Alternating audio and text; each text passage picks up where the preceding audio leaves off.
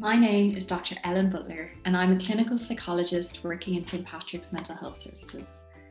I love working with young people, and I'm particularly interested in how schools can play a protective role when it comes to a young person's mental health.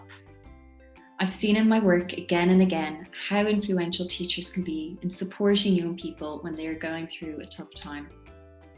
Young people spend so much of their lives in school, and it is really important this is a place where they can feel safe, connected to others, and that there is understanding around what they find hard and how support can be provided. I hope this short video can introduce ways of increasing compassion in the classroom. I'll be speaking to this in lots of different ways, so I really hope everyone listening can take something with them to bring back to their teaching role.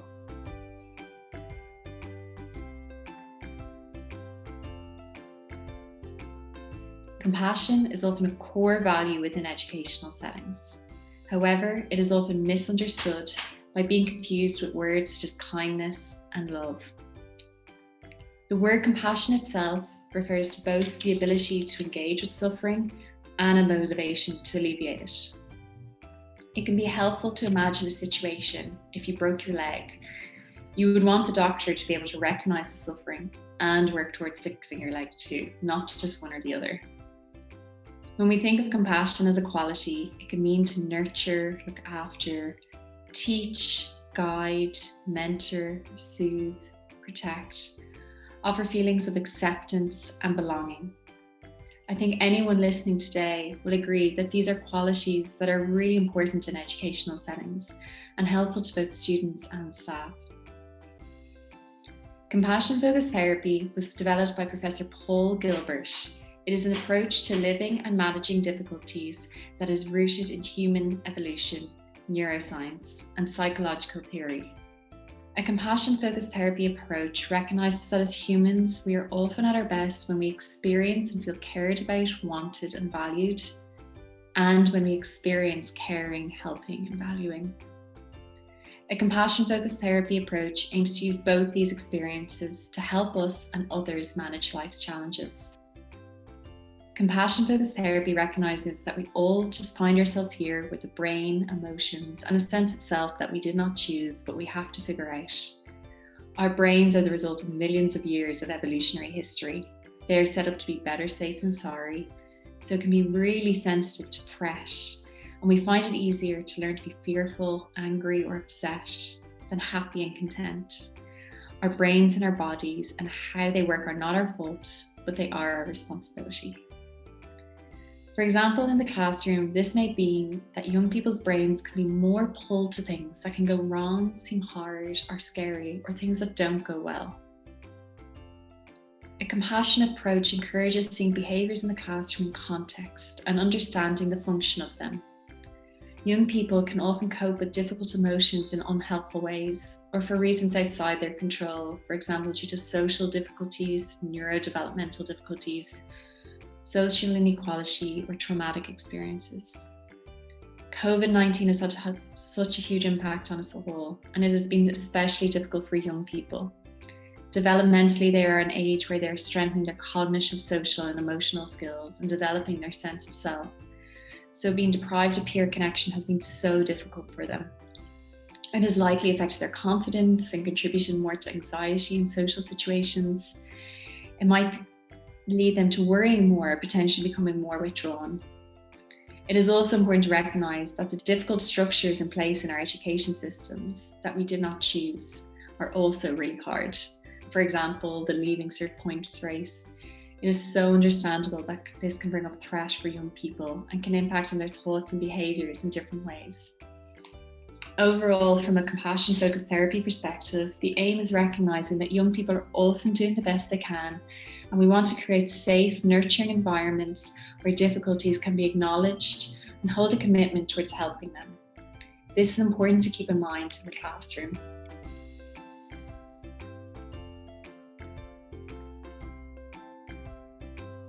As a teacher, being compassionate towards the young person would be really tuning into what the young person is struggling with or finding hard and working creatively towards helping with them with that difficulty. As we grow up, we gradually learn to take care of ourselves, both physically and emotionally, but we get our first lessons in self-care from adults who are around us. This is most likely to be parents or guardians, but teachers can also be really influential, particularly when it comes to modelling compassion. Young people's ability to manage their emotion depends to a certain extent on the quality of the interactions with adults around them. Young people whose adults around them are reliable sources of comfort and strength benefit from this throughout their life. We know from lots of research an essential condition for healthy brain development depends very much on the environment. Rather than just focusing on trying to change a young person's behaviour when they are struggling, we need to nurture the environment they are in, and this is where compassion in the classroom can play a really helpful role.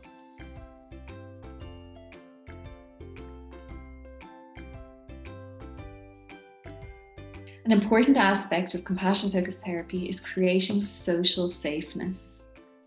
Social safeness refers to warm, calming, effective experience of feeling cared about, reassured by, and connected to other people. It is important to recognise that social safeness is different to safety. Safety is moving away from a threat that is present, while safeness is the absence of threat and feeling safe and connected. Creating social safeness in the classroom can be done in lots of different ways. Having routines with predictability and structure can be a huge benefit to young people. Young people love knowing what happens when. Having routines clearly outlined in written format or visual format is really helpful, and I'm sure most of you are doing this already. This is a way of helping people know what to expect in their daily routine and gives them a sense of consistency and predictability. Boundaries and class agreements can also create social safeness. Class agreements, particularly created by young people together at the beginning of the school year, can increase social safeness by increasing connection and opportunities for cohesiveness. For example, agreements may include that everyone listens to each other, takes turns when speaking, or what language is used in class. Again, this can increase social safeness by knowing what to expect in the classroom and to increase respect for each other. Creating lots of opportunities for connection is also really important, for example, through pair work, group work, or even mentoring systems between different years in school. This can be a way of helping young people to be open with each other, provide support and care towards each other, and recognise that as humans we all have our strengths and difficulties. It is okay to struggle, find things difficult, and that the support is available. As teachers, it is important to place value on the importance of connection through creativity, play, humour, and group discussion too. This is really about helping reduce feelings of fear associated with interacting with others, reducing a sense of feeling less than others, and reducing fears of being negatively judged by others. It is important to facilitate opportunities for a sense of compassion both towards and from others. This can help build trust and the ability to relate to others in a more open and meaningful way and develop a young person's own sense of self-compassion.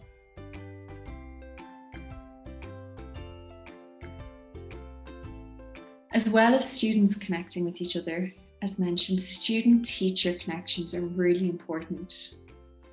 It's not about trying to be a therapist or fully connecting with every child in the room. However, there may be moments where this is possible, particularly if you notice a young person struggling. An important study carried out by Jigsaw and UCD highlighted the importance of the presence of one good adult in relation to a young person's mental health and well-being, and how anyone can be one good adult. Adolescents who received high levels of support from one good adult were less likely to experience anxiety and depression, and were more likely to have higher levels of life satisfaction and self-esteem. In my own experience working as a psychologist with young people, I've heard again and again the powerful role of a teacher in a young person's life. Young people have often told me that this is someone who believes in them, accepts them for who they are, and is a good listener.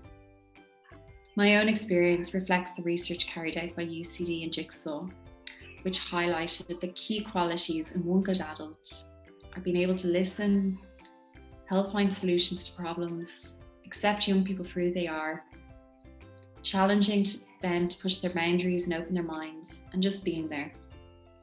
As a teacher, it is likely if you were able to be a good listener, show empathy, and believe in a young person, you can play a really powerful role.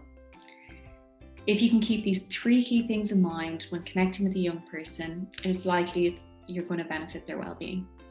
It's okay if you cannot be this person for every young person in your classroom, but being able to be one good adult from time to time to one young person can be really meaningful. Another important part of compassion-focused therapy is balancing our emotion regulation systems. In compassion-focused therapy, we often refer to these as our 3 circles. The red circle is our threat system, which is concerned with protection from threat. If there is something threatening in the environment, a person may experience difficult feelings such as fear, anxiety, or anger, which may then impact their behavior, for example, fight or flight response.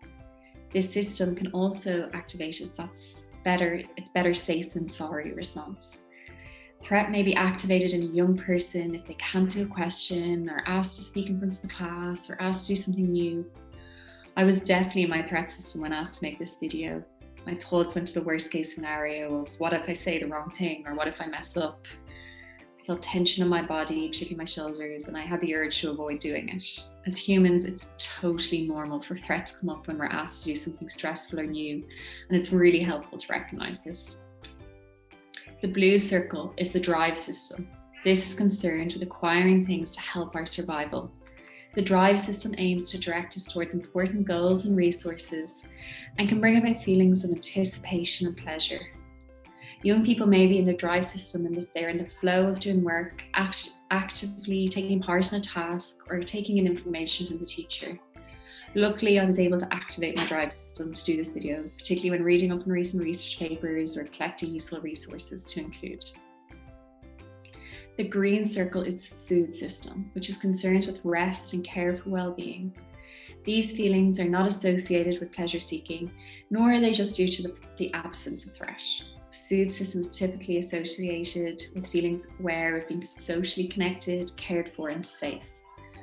Young people may be in their soothe system when they're chatting to a friend or mindfully engaged in an enjoyable activity.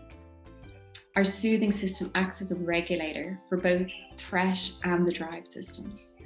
I got into my soothe system just before doing this video by doing a breathing exercise and imagine I was speaking to a close friend. I'll speak more about how we can access our soothe system shortly. Young people can spend a lot of their day going between drive or threat in the classroom.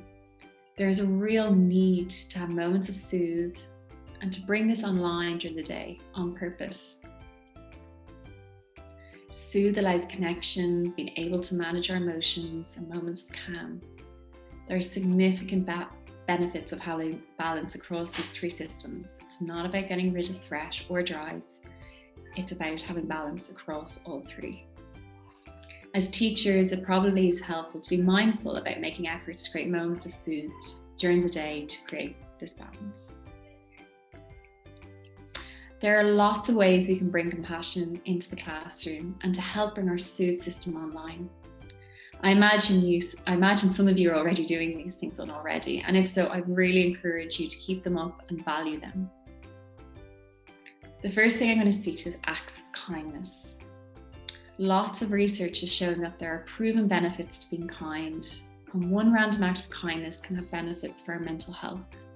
It can help reduce stress, anxiety, and low mood.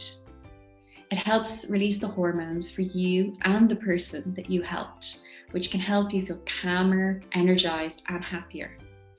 We know that small acts can actually make a huge difference. The Science of Kindness YouTube video really helpfully illustrates this, and may be helpful to show to your class at different points of the school year to really encourage these. As a teacher, encouraging acts of kindness and naming them is likely to have a ripple effect in the classroom and really just benefit everyone. Soothing rhythm breathing is a really helpful way of activating our soothe system. This is an exercise that can be easily done at different times of the day with young people. It's important to name that breathing can be hard for lots of different reasons. And I've also had young people tell me lots of times that sometimes they find it a bit boring too. The most important thing about this is finding a way that works for you and young people. It's not at all about doing long, lengthy practices. Even a few minutes can make a big difference in activating our soothe systems and reminding young people why this can be helpful. This exercise is designed to help you find your own soothing rhythm breathing, rather than following a particular rate or pace as it is suggested in some other types of relaxation exercises. Let's practice this together now, or feel free to come back and listen and participate in this exercise when the time is right. And this, as I mentioned, is an exercise that you can practice with young people in your classroom. So sit comfortably in your chair. You can choose to close your eyes or look down. Find a spot on the ground in front of you. If you have a compassionate scent or smell, you can take a few minutes to smell this. This might be something like lavender oil or any type of scent that you find helpful to relax you. Lift your shoulders up and back and notice how this creates a concave curve in your back that lifts your diaphragm. When we are stressed, the body tends to curl inwards. So here we open up the chest and body. Let the body support itself rather than leaning against the back of the chair. Shoulders are in line with the hips and feet flat on the floor, shoulder width apart. Everything in line, sitting with dignity, confidence, and attention. You can do this standing or gently walking. Form a friendly expression on your face as if you're showing friendship to someone you like. Although this may feel unreal to do it like this, remember our facial expressions can really affect systems in our brain. Welcome yourself to the practice with an internal, warm and friendly voice tone, and turn your focus to your breathing. Allow the air to come deeply into your diaphragm. Find a breathing rhythm that feels soothing and calming. Usually slightly slower and deeper than normal, but whatever suits you. Allow the in-breath and out-breath be smooth and even. Use your attention to explore your breathing in your chest, nose, and stomach. Feel your body grounded and resting on the seat and floor. As you find your mind wandering to thoughts or sounds around you, gently bring your attention back to your breathing and know this is normal. Our minds have evolved to wander. Allow things to be as they are. And when you are ready, bring yourself back into the room.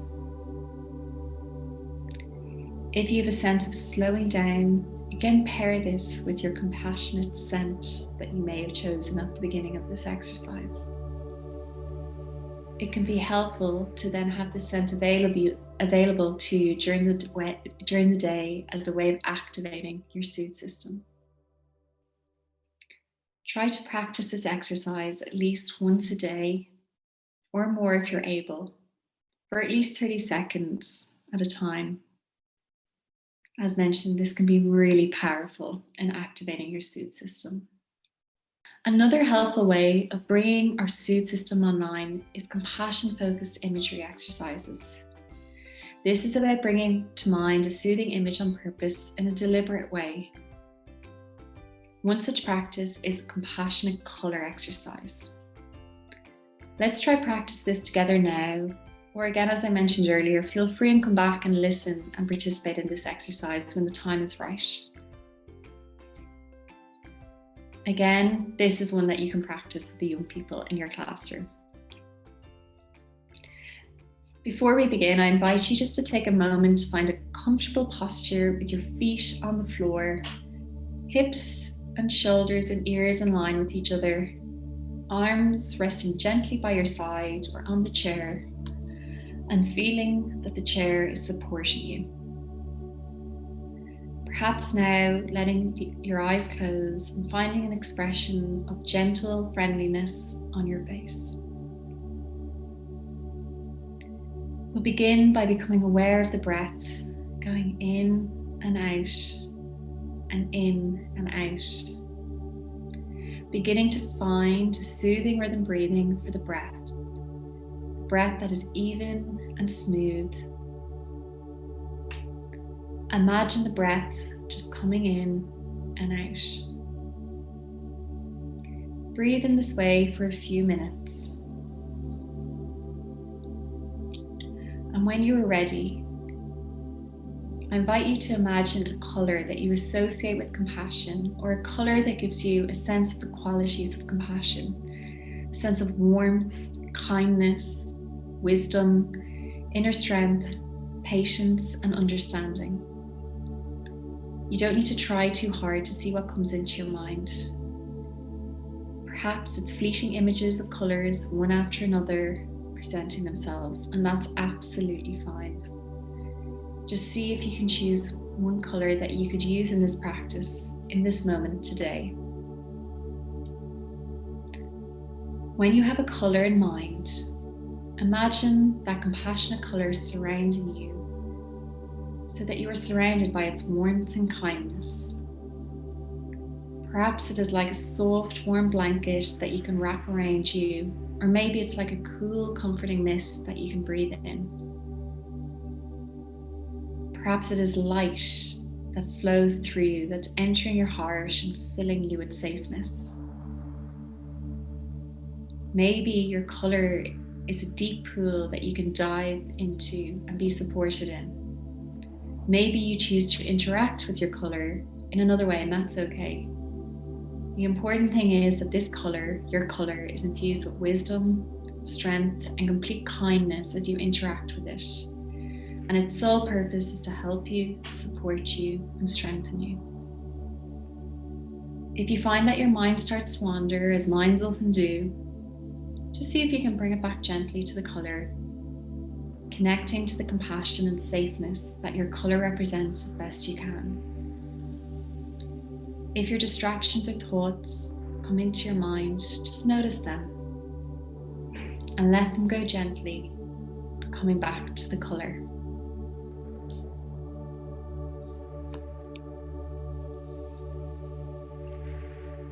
When you are ready, we will start to close the practice for now.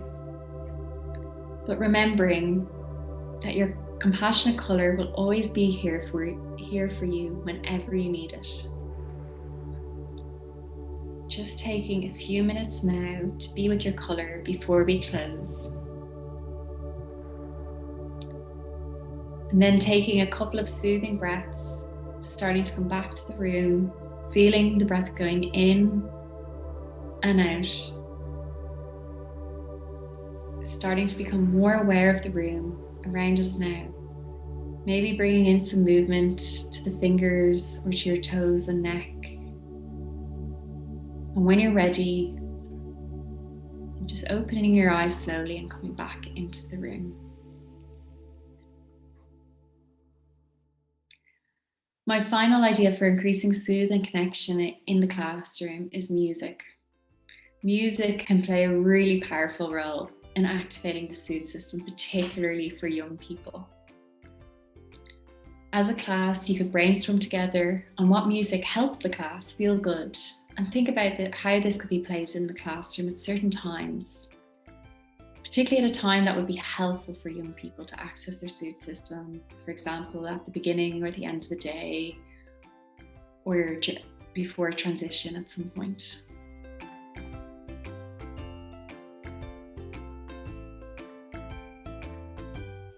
If there's a young person in the classroom struggling with a particular difficulty, it may be helpful to make a mind map with them on different things that can help them when they are struggling in that moment.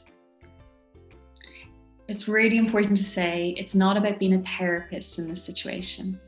It is just about taking out a piece of paper and a pen and spending a few moments with the young person, recognizing their difficulty and thinking about what they may need in that moment. If we are to reflect about the compassionate adults in our own lives when we are younger, it is often their presence and ways of being that we remember. Perhaps their tone of voice, their facial expression, their posture. These are all powerful ways of communicating compassion and can impact on how a young person feels. It can be helpful to even think about a character like Miss Honey from Matilda. She is able to express compassion through her tone of voice, body language, and just recognizing what a young person in her classroom finds hard. After recognizing what a young person finds hard, it can be helpful to sit with them and recognize this, and then maybe spending some time with them, brainstorming ideas that might be helpful for them in that moment. This is a way of showing them that you recognize that they are finding something really hard and that you want to help them with it. For example, a young person who gets panicked in the classroom, solutions might be, I can ask to take a breather outside, I can ask to go to a quiet space in the school, I can do a grounding exercise, I can take a cold drink of water, or I can ask for help from a support teacher. Doing this and sitting with a young person is a way of empowering them and really showing that you're listening and that you care, and also a way of helping them find ideas that can help them in that moment. It's really important to say that this may not always be possible due to a lack of resources, time, or the complexity of a young person's difficulty. It's also really, really important that young people do access professional services when needed. For example, this might be if the difficulty is really significantly impacting on their functioning in some way, or if the problem persists. I've included a list of services at the end of this talk that might be helpful if a young person does need to access services too. I'm going to finish this video today just with a simple reminder of encouraging kindness in your classroom and your school environment as a whole.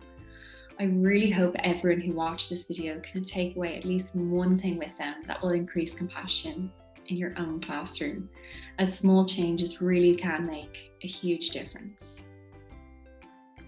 I've also listed some resources that may be helpful for you as a teacher and for the young people in your classroom. Thank you for listening today.